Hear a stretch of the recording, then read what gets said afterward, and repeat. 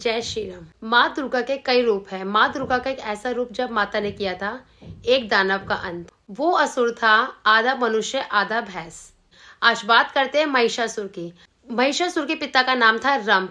रंभ थे असुरों के राजा, जो प्रेम करता था जल में रहने वाले एक भैंस से। इन्हीं के योग से आगमन हुआ था महिषासुर का। इसी वजह से महिषासुर जब चाहे मनुष्य और जब चाहे भैंस का रूप धारण कर सकता था। महिषासुर ने भगवान ब्रह्मा की घोर तपस्या कर उनसे वरदान प्राप्त किया कि कोई देवता या दानव उस पर विजय प्राप्त न कर सके। वरदान मिलते ही महिषासुर ने सभी लोगों में हाहाकार मचा दिया और अत्याचार करने लगा। महिषासुर के अत्याचार दिन प्रतिदिन बढ़ रहे थे। जब सभी देवता महिषासुर के आतंक से बहुत परेशान हो गए, अंत में जाकर सभी देवता पहुंचे भगवान ब्रह्मा विष्णु महेश के पास। सभी देवताओं ने मिलकर त्रिदेव से प्रार्थना की, महिषासुर का अत्याचार दिन प्रतिदिन बढ़ रहा है, आप हम सबकी रक्षा कीजिए। भगवान ब्रह्मदेव के वरदान के कारण कोई भी देव महिषासुर का अंत नहीं कर सकता था। उसी समय भगवान ब्रह्मा विष्णु और महेश के मुख से क्रोध के कारण एक महान तेज उत्पन्न हुआ। यह तेज इतना शक्तिशाली था कि एक पहाड़ के समान था। उस तेज की ज्वालाएं सभी 10 दिशाओं में फैलने लगी। यह स्वरूप एक अलग ही स्वरूप था और यही स्वरूप कहलाया माँ दुर्गा का। इस स्वरूप की उत्पत्ति हुई थी महिषासुर के अंत के लिए, इसलिए इस अवतार को कहा गया महिषासुर मर्दानी अवतार। माँ दुर्गा को सभी देवी देवताओं ने अपने अस्त्र शस्त्र दिए। भगवान शिव ने दिए त्रिशूल माँ दुर्गा को, भगवान विष्णु ने प्रदान किया माँ दुर्गा को चक्र, और अन्य देवी देवताओं ने अलग अलग प्रकार के अस्त्र और शस्त्र दिए। भगवान इंद्र ने माँ दुर्गा को दिया वज्र और घंटा। भगवान सूर्यदेव ने तलवार और ढाल दिया। साथ ही माँ दुर्गा को प्रदान किया एक दिव्य सिंह, जो कहलाया माँ दुर्गा की सवारी।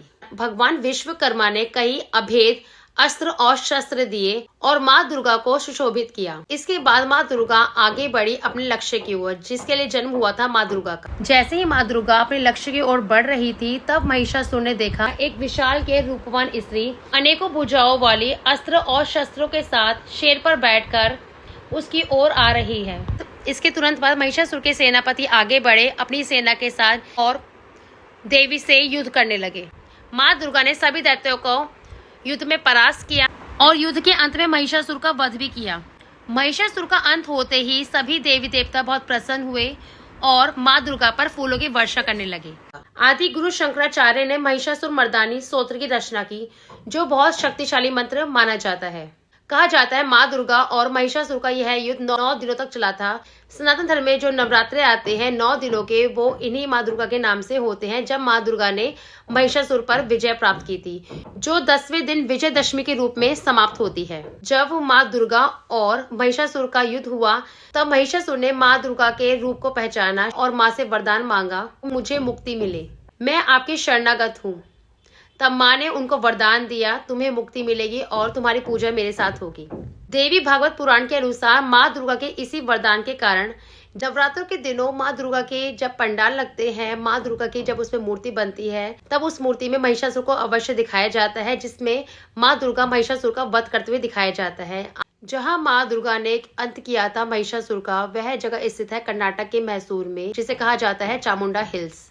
मैसूर की इस पहाड़ी पर चामुंडेश्वरी माता का मंदिर है, जहां 1008 सीढ़ियां चढ़कर यहां भक्त पहुंचते हैं। यहां एक विशाल के नंदी की मूर्ति भी है, जो है भगवान शिव के वाहन। कई मान्यताओं के अनुसार जहां महिषासुर का अंत किया था माँ दुर्गा ने, वहां उत्पन्न हुई थी मसूर दाल, इसलिए कई जगह मसूर दाल को तामसिक गुड़ वाली दाल कहा जाता है। इसे मांसाहारी श्रेणी में रखा जाता है, इसलिए व्रत और पाठ पूजा में इस दाल का इस्तेमाल नहीं किया जाता। इसी कारण साधु संत और ब्राह्मण इस दाल का सेवन नहीं करते।